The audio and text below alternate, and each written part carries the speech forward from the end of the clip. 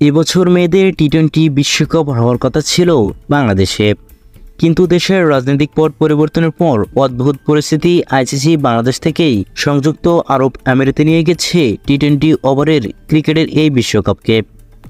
আজ সেই বিশ্বকাপের পরিমার্জিত সূচি প্রকাশ করা হয়েছে আইসিসি থেকে।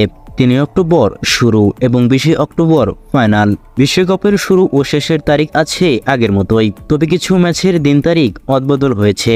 যেমন আগের সূচিতে বাংলাদেশ ওয়েস্ট ইন্ডিজের ম্যাচটি ছিল 9 অক্টোবর, সেটি এখন হবে 10 অক্টোবরে। মূলত কোনো ভেন্যুতে কোন ম্যাচ হবে সেটা এখনও ঠিক করেনি আইসিসি। বিশ্বকাপের 23টি ম্যাচ হবে দুবাই এবং শারজাতে, এই দুটি শহরেই। বাংলাদেশ সময় বিকাল 4টা এবং রাত 8টায় শুরু হবে ম্যাচগুলো। 3 অক্টোবর শারজায় বাংলাদেশ স্কটল্যান্ডের ম্যাচটি দিয়ে পর্দা উঠবে টি-20 টুর্নামেন্টের। 20 অক্টোবর দুবাইয়ের ফাইনাল। 17 এবং 18 অক্টোবর দুবাই এবং শারজায় সেমিফাইনাল।